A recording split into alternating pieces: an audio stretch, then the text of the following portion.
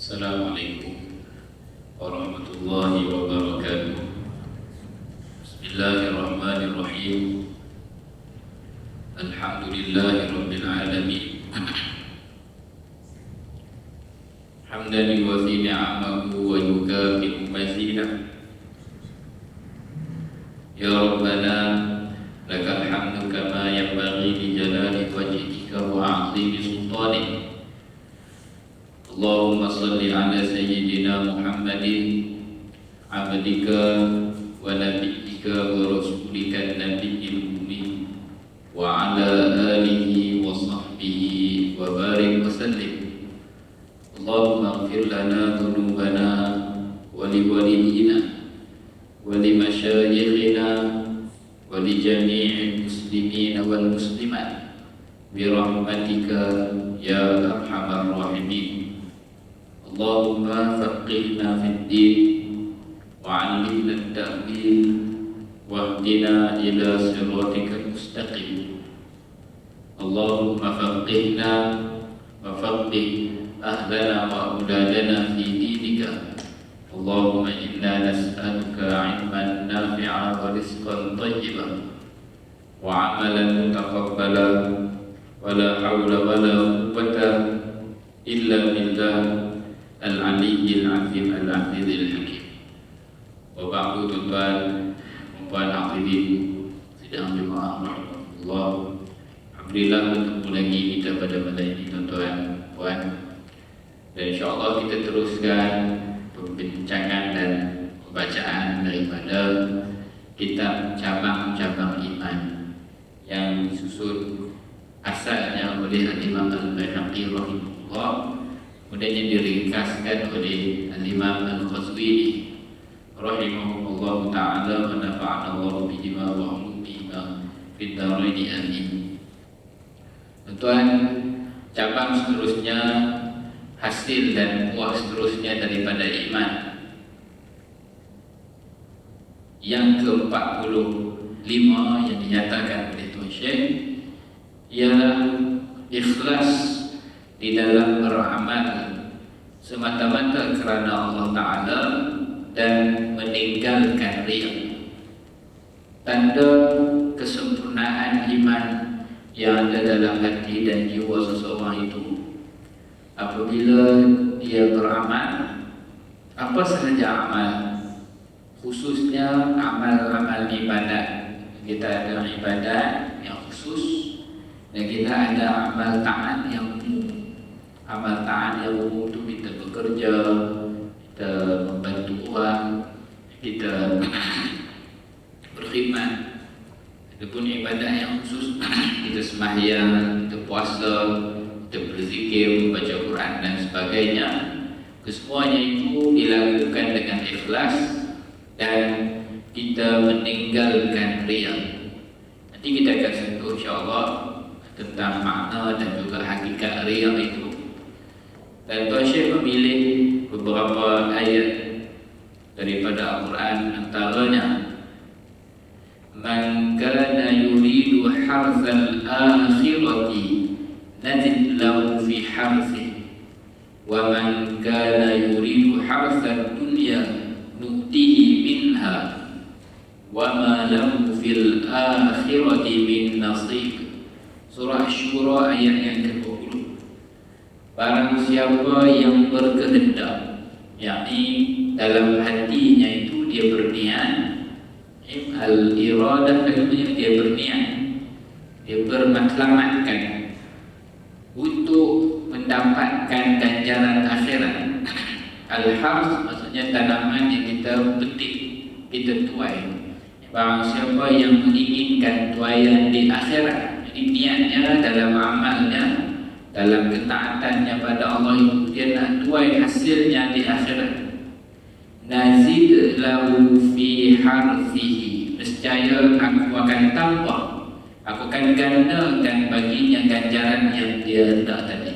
Ini di akhirat ini dilipat gandakan ganjaran.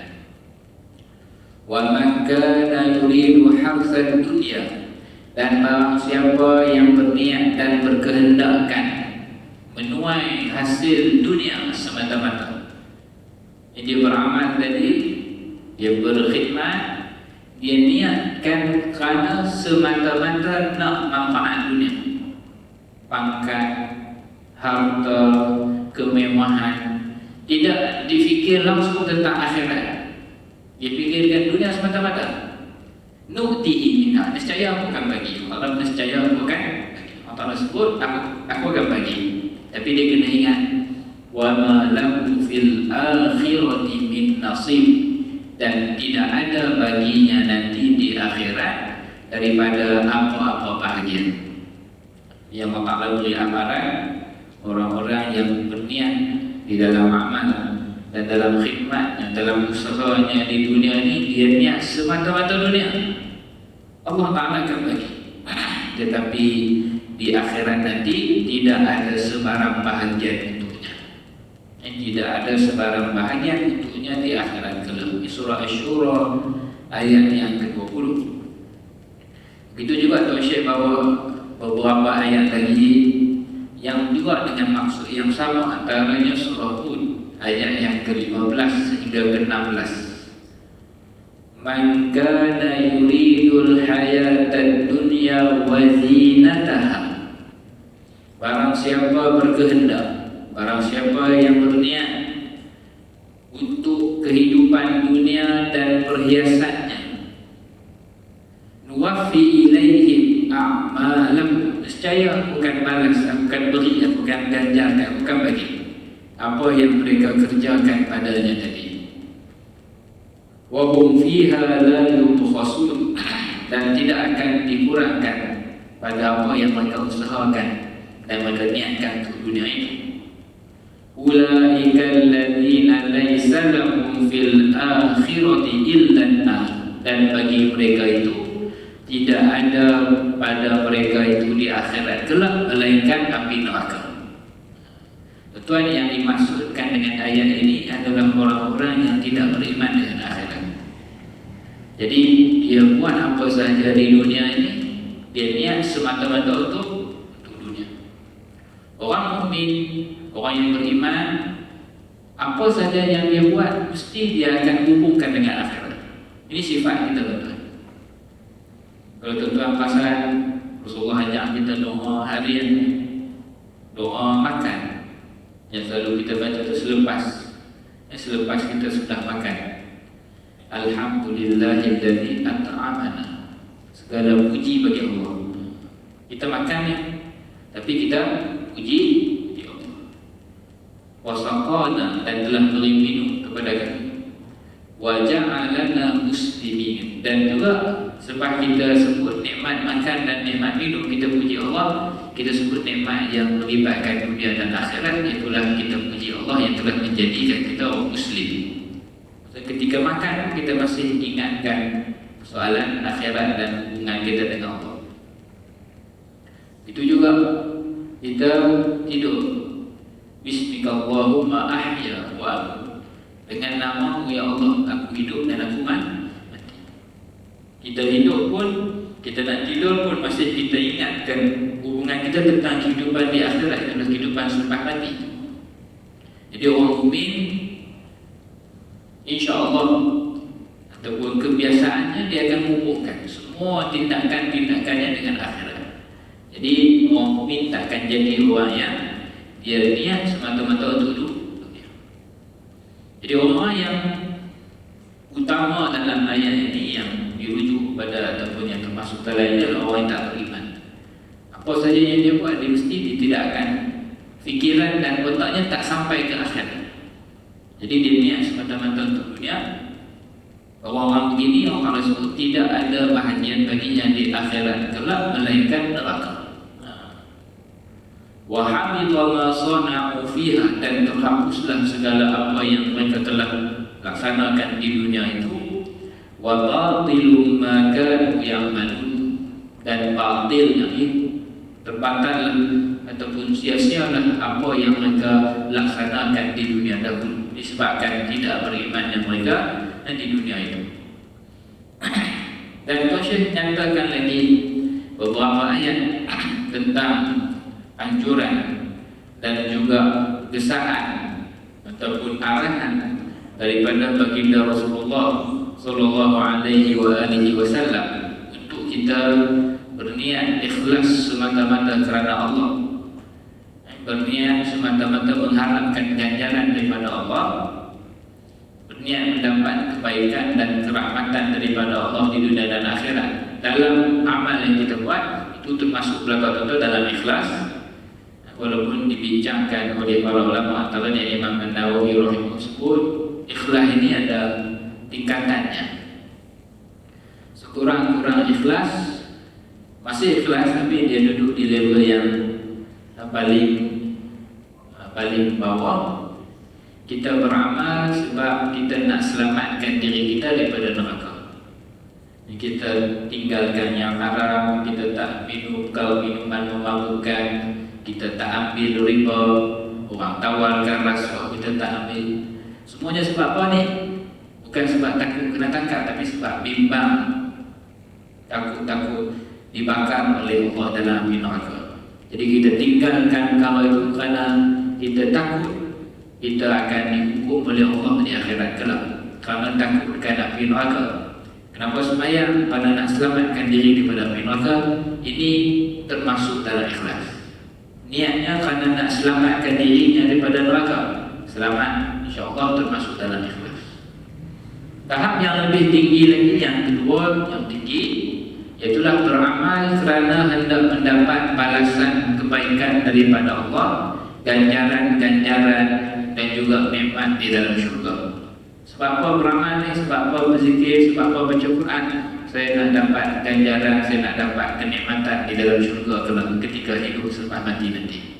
Juga dikira sebagai seorang yang ikhlas, dan dia lebih tinggi daripada darjat yang pertama. Adapun ikhlas yang paling tinggi dan yang paling sempurna, bila ditanya apa tujuan kamu beramal, kenapa kamu buat begini, kenapa kamu sembahyang, dia kata kerana aku adalah hamba kepada Allah. Maka apa sahaja yang aku buat adalah kerana menunaikan hak Allah. Aku buat inilah kerana Allah, dan kerana ini perintah Allah, dan kerana ini adalah tugas aku sebagai seorang hamba. Maka aku buat bukan semata-mata takutkan neraka, bukan semata-mata kerana nakkan syurga, tapi kerana ini adalah hak yang aku perlu tunaikan kepada Allah. Ini tahap ikhlas yang paling tinggi. Semuanya tuan-tuan termasuk dalam ikhlas. Jadi Rasulullah SAW sebut beberapa hadis. Tuan Syekh bawa beberapa hadis daripada riwayat, antaranya daripada riwayat Sayyidina Abu Hurairah radhiyallahu ta'ala anhu. Beliau berkata bahawasanya baginda Rasulullah SAW bersabda dalam sebuah hadis qudsi, Rasulullah meriwayatkan daripada Allah SWT. Allah berfirman, qala Allah azza wa jalla, Allah berfirman, ana aghna syuraka'i 'anil syirki. Aku adalah pihak yang paling tidak memerlukan sekutu. Aku paling tidak memerlukan sekutu. Aku paling tidak berhajat dan paling tidak memerlukan kepada partner sekutu. Sekutu ni partner lah, pembantu, tak perlu. Faman 'amila li 'amalan, barang siapa membuat sesuatu amal dan niatnya kerana dia beramal, apa sahaja amal dan dia beramal itu kerana asyraka fihi ma'i ghairi, tetapi dia menyekutukan niatnya itu dengan yang lain daripada aku. Dia niat itu dia gabung, aku buat ni kerana Allah dan juga kerana aku nak dapat duit, aku buat ni kerana aku nak dapat sekali. Dia gabungkan. Fa'ana minhu bari, maka aku berlepas diri daripadanya. Allah Ta'ala nakkan ikhlas semata-mata kerana Allah. Wa huwa lilladzi asyraka, dan aku serahkan dia, pergilah ambil, minta kepada pihak yang dia sekutukan aku tadi. Dengan maksud tuan-tuan, tentulah syirik yang besar, syirik yang mengeluarkan daripada iman, itulah menyekutukan Allah dengan sesama hamba, menyembah berhala dan sebagainya, itu confirm lah. Dan juga dengan maksud dia selipkan dalam niat itu kerana tujuan selain daripada Allah Subhanahu wa taala.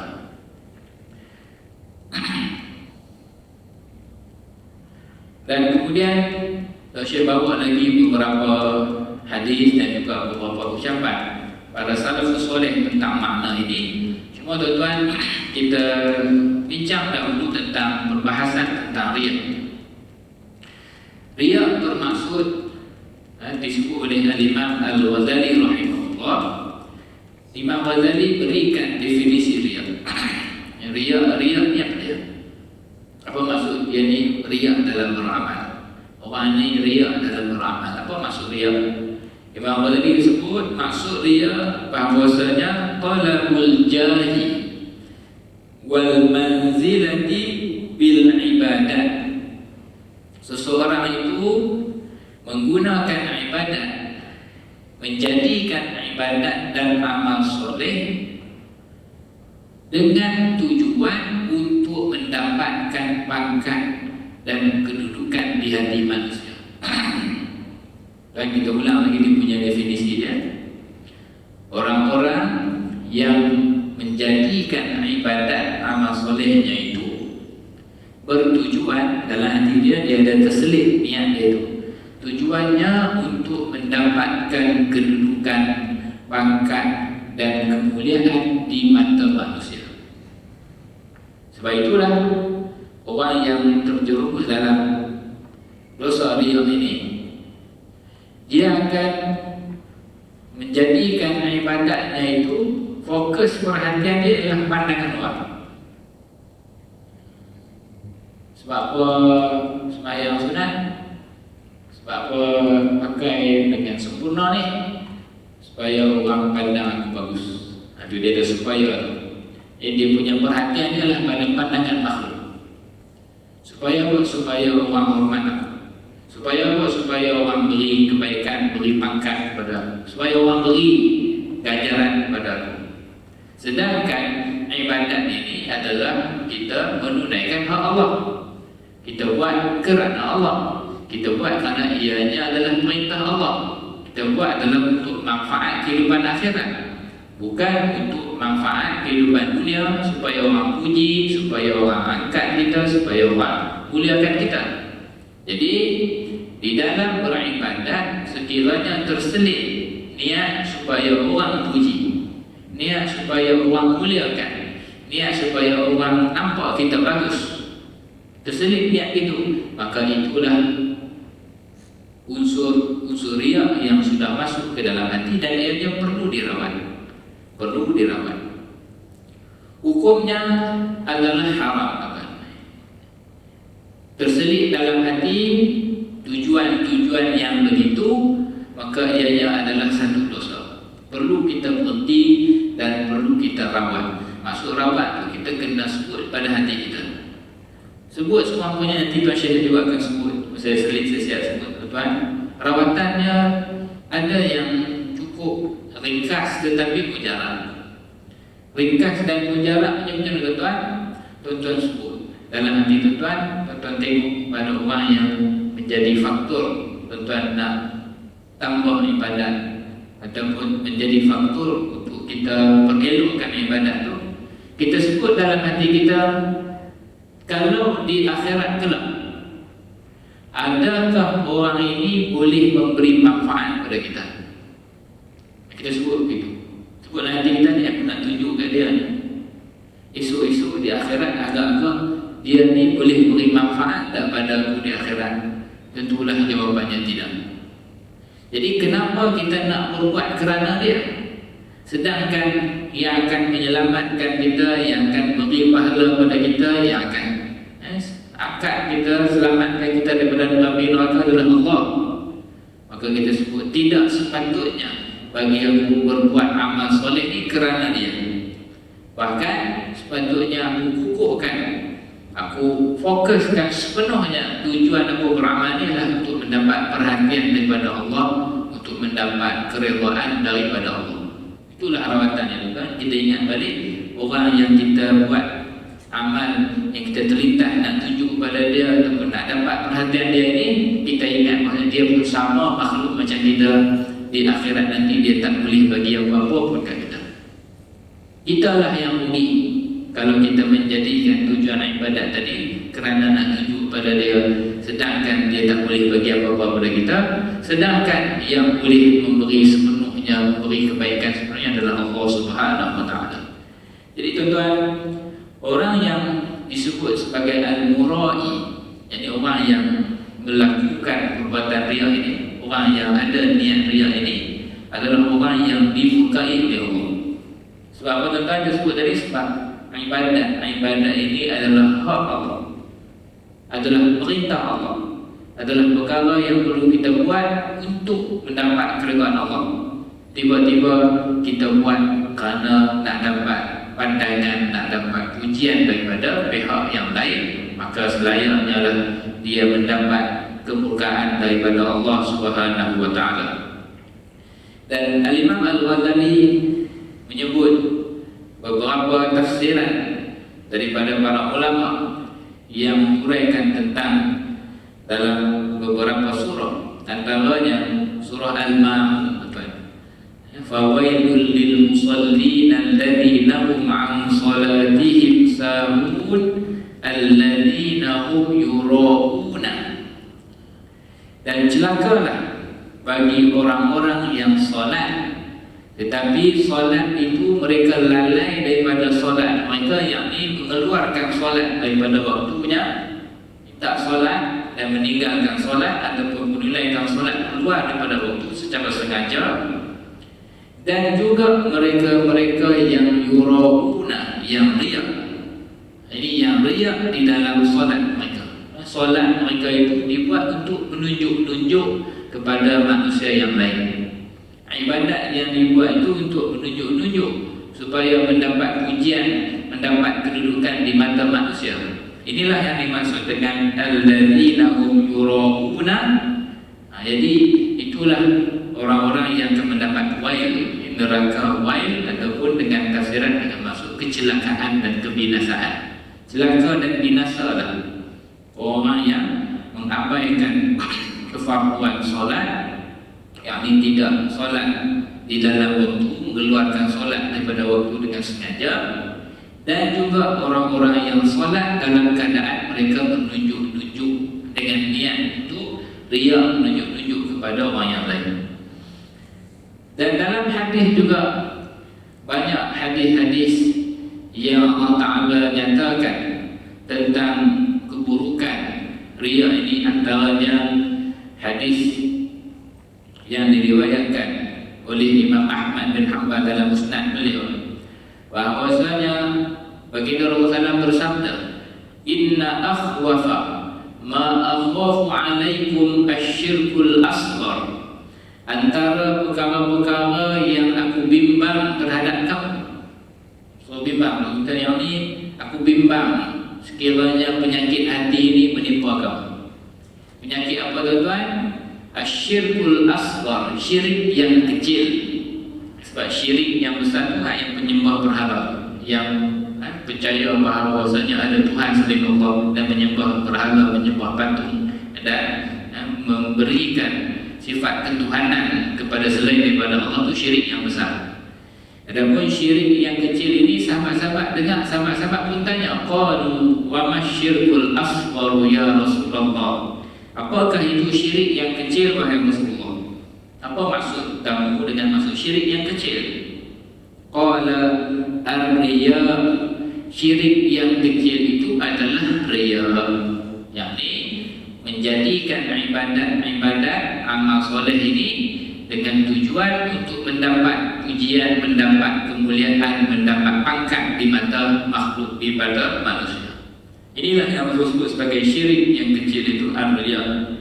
Yaqulullahu azza wa jalla yaumal qiyamah, Allah Ta'ala akan sebut kepada orang-orang ini, orang-orang yang riya ini pada hari kiamat, iza jazal ibadu bi'a'malihim, ketika Allah Ta'ala memberi ganjaran kepada hamba-hamba di atas amal mereka, dan pada hari akhirat selepas dihisab, ketika Allah Ta'ala memberi balasan, memberi ganjaran kepada hamba-hambanya ketika itu, Allah Ta'ala akan sebut kepada mereka-mereka yang riya ini, idhabu ilal ladzina kuntum tura'una fid dunya, pergilah kamu kepada orang-orang yang dulu kamu menunjukkan amal ibadat ini kepada mereka. Orang-orang yang kamu jadikan ibadat ini untuk ditunjuk kepada mereka, untuk mendapat pujian, untuk mendapat kedudukan di hati mereka, pergilah kamu jumpa mereka sekarang. Pergilah kamu kepada mereka, fanzur, dan tengoklah, hal tajiduna indahumul jaza. Pergilah untuk kamu tengok, adakah kamu boleh dapat apa-apa ganjaran daripada mereka. Ulanglah tuan, bila Allah sebut pergilah kamu untuk minta dan tengok ada tak kamu boleh dapat apa-apa reward, apa-apa ganjaran daripada orang yang kamu pernah menunjuk amal ibadat kamu kepada mereka di dunia dulu. Itu tuan-tuan antara hadis yang dibawa oleh tuan Imam, dan seterusnya juga dibawa beberapa hadis lagi. Antaranya hadis ini riwayat Imam At-Tabrani rahimahullah ta'ala. Allah Ta'ala berkata, Rasulullah bersabda, La yaqbalu Allahu azza wa jalla amalan fihi mithqalu dzarratin min riya.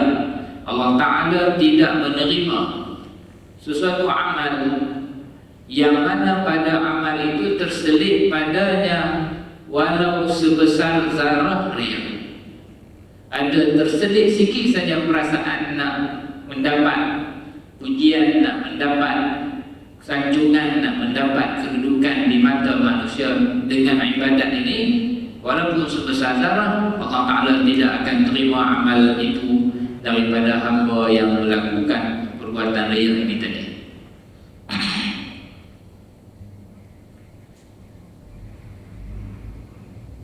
Dan disebut tentang amal yang ikhlas yang dilakukan oleh hamba-hamba Allah itu kan riya namanya ikhlas. Sebab ikhlas maksudnya bersih, suci. Asalnya kita sebut ikhlas ni kan sesuatu yang sudah ditapis. Contoh kalau baju lupa tu, peringkat awal dia bercampur dengan sarang dia, bercampur dengan segala macam. Kemudian bila dah diletak tapisnya, dia keluar dalam bentuk yang jernih ataupun dalam bentuk yang betul clear.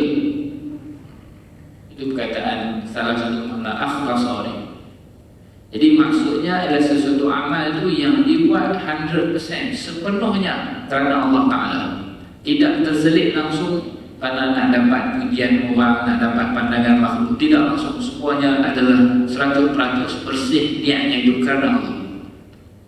Lepas itu Tuan Syekh bawa sebuah hadis yang diriwayatkan oleh Imam Al-Bukhari rahimahullah untuk menunjukkan tentang soalan ikhlas ini. Rasulullah bersabda, Inna fi dhillil arshi yawma la dhilla illa dhilluh. Sesungguhnya di bawah naungan arasy di akhirat kelak, ketika panas terik pada di padang mahsyar itu, yang disebut teriknya itu kadar dibayangkan kalau tahap kepanasannya itu seperti matahari mendekat sejarah busur. Busur tu panah itulah yang membuat tarik panah tu. Digambarkan begitulah panasnya.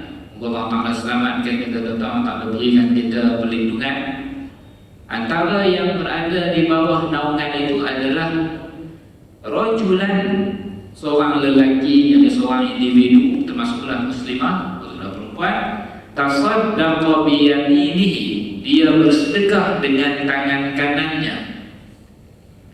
Fakana yukhfiha an shimalihi, yang mana dia bersedekah dengan tangan kanannya itu, sehinggalah digambarkan dia punyalah sembunyi sedekahnya itu, sehinggalah tangan kirinya tidak mengetahui sedekah tersebut. Kiasan kepada terlampau bersembunyinya dia dalam amalan sedekahnya itu.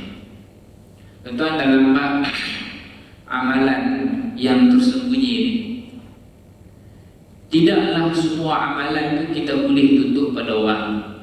Lebih-lebih lagi hak sembahyang fardu ni, mungkin ada yang kata, Ustaz, kalau betul lah nak sembunyi, nak ikhlas, tak mau tunjuk pada orang, boleh ke tidak saya sembahyang di rumah saja, sembahyang fardu, sebab saya sembahyang jemaah takut niat nak tunjuk ke orang. Untuk fardu tidak, tuan-tuan. Mesti kita hampir secara berjemaah untuk mendapat ganjaran pahala. Tidak boleh dengan alasan takut riya itu kita tinggal. Yang sepatutnya dibuat adalah kita teruskan pergi, teruskan hadir, dan kita lawan bisikan, kita lawan dorongan yang ada dalam nafsu itu untuk menunjuk pada orang. Cara lawan macam kita sebut tadi, bila datang perasaan itu cepat-cepat kita ingatkan dia ni tak boleh beri manfaat apapun di akhirat. Jadi aku tak kisah dia tengok ke tak tengok, aku akan terus beramal. Itu cara kita melawan perasaan tadi. Kehadiran ke solat berjemaah teruskan, sebab itu tempatnya yang diarahkan. Itu juga zakat yang wajib. Macam mana ustaz nak bayar zakat tapi nak sembunyi, tak mau bagi orang tahu? Tentu kokoh dah ambil tu tahu, nama asyik ada rekod keluar sikit. Bukan semua yang kita boleh sembunyi, tetapi yang mana amal-amal tertentu yang ada ruang untuk kita tidak zahirkan pada orang, maka biarlah setiap individu tu dia ada amal yang tersembunyi begini yang dia simpan antara dia dengan Allah. Yang mana kalau tuan-tuan ada pasangan yang rapat, anak-anak yang rapat pun mungkin pasangan yang rapat dan juga anak-anak tu pun tak tahu yang tuan-tuan punya amal soleh tertentu. Dia ada sedikit bekalan. Ini antara perbuatan sebahagian orang soleh begitu. Yang mana bila dah dia meninggal, baru anak dan isteri tahu, kata selama ni ayah dah tolong dekat sekian-sekian tempat, masa hidup tak pernah tahu. Sebab apa? Sebab dia nak ada juga amalan yang dia sungguh-sungguh ikhlas dengan Allah Ta'ala. Tapi bukanlah nak suruh sembunyi semua, tapi ada sikit yang kita sembunyikan, yang memang dia tak tahu. Kita seorang-seorang saja tahu amalan tu. Jadi tuan-tuan carilah. Contohnya yang kalau bersedekah ni, sedekah di masjid lah. Sedekah di masjid yang membentuk masuk tabung. Kalau sedekah, dia orang kata ustaz, kalau sedekah QR keluar nama. Itu tak ada siapa yang tahu. Masjid masjid saja yang tahu. Sedekah tabung memang tak ada siapa yang tahu. Sedekah carilah. Ada amalan yang diceritakan, ini antara amalan yang dijadikan kebiasaan oleh bangsa Turki, orang Muslim Turki di zaman Turki Utsmaniyah ni tuan-tuan. Mereka akan pergi ke kedai-kedai runcit dan juga kedai-kedai makanan. Dan dia pergi tu dia dengan tuan kedai sajalah. Dia tanya, ada tak buku rekod hutang orang dengan kamu? Dia tanya tuan kedai, ada tak buku rekod hutang yang mana ada orang yang berhutang dengan kamu tapi dia masih belum bayar? Jadi tuan kedai membuka, ya ada sekian-sekian, jumlah banyak ni. Baik, aku nak bayar untuk sekian jumlah, jadi aku akan ambil sebanyak ini. Kamu potonglah jumlah hutang fulan dan fulan yang tak kenal siapa dia. Cuma nanti bila orang tu datang, kamu kena jujurlah. Jangan tuntut daripada dia yang telah membayar. Ini menjadi kebiasaan sebahagian orang soleh di Turki, disebut ni amalan mereka. Dia buat sedekah itu secara diam, yang mana dia dengan tuan kedai hantar orang yang dibayar hutang tu pun tak tahu siapa yang tolong meringankan membayar hutang daripada orang yang hutang tu lah. Dan tuan-tuan pun tahu, kita semalam baru dapat berita meninggalnya Menteri Perdagangan Dalam Negeri yang ini namanya Menteri dan kuasa hidup kan. Macam mana usaha dia terlibat dengan perundingan dengan kedai-kedai makan dan sebagainya, untuk meringankan, sediakan sedikit menu yang mana boleh dibayar oleh orang-orang yang tak cukup duit nak main makan. Dan bukanlah benda tu inisiatif yang melibatkan PAM, dana daripada government pun, tapi rundingan dengan kedai. Dan kedai sendiri yang secara sukarela nak juga menyumbang daripada sebahagian keuntungan mereka, mereka sanggup sediakan sedikit dengan hanya harga asas, tak ambil untung pun. Jadi ini juga bentuk-bentuk sedekah tuan yang mungkin dihancurkan oleh idea yang bagus oleh pihak yang berwajib, kemudian disambut oleh pihak yang dalam bidang perniagaan, lalu Allah Ta'ala sebar luaskan manfaat itu kepada orang yang memerlukan. Cuma contoh yang kita boleh buat, kita ambil macam mana kisah yang di Turki tadi. Sebagian orang, saya pernah jumpa ada sebagian orang yang dia bayar, dan tuan-tuan mungkin pernah rasa kita potong nak beli makan, bila sampai turn kita nak bayar. Tukang kedai kata tak apa bang, tadi dah ada orang turun bayar untuk 10 customer dan abang termasuk dalam list tu.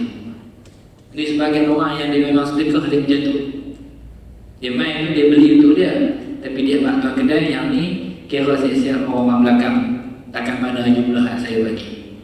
Jadi itu contoh-contoh orang-orang yang dia memilih untuk ada beberapa amal yang dia buat, yang itu memang dia dengan Allah Ta'ala saja, yang dia tak zahirkan langsung pada orang lain, yang tak ada siapa yang tahu, hatta pada isteri dan juga anak-anak yang dia bagi segala ucapan al-khabiyah, amalan yang dia simpan.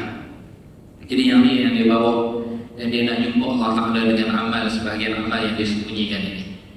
Ini contoh-contoh ikhlas tuan-tuan yang jauh daripada riya. Dan Tuan Syekh juga menyebut tentang bagaimanakah cara kita hendak merawat dan juga menjauhkan diri kita daripada penyakit riya ini tuan-tuan. Antaranya yang kita sebut tadi, dengan kita ingatkan diri kita tentang siapakah yang akan memberi ganjaran di akhirat kelak.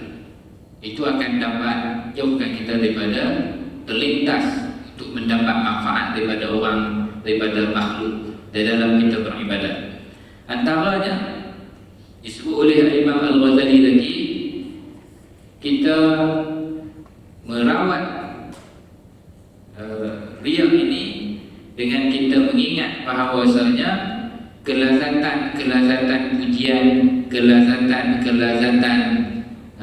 pangkat, kelazatan penghormatan manusia ini adalah perkara yang tidak kekal, dia akan habis. Sedangkan pahala daripada Allah ia kekal sampai ke akhirat. Ianya akan selamatkan kita di alam kubur, dia akan beri berkat kepada kita di dunia dan akhirat.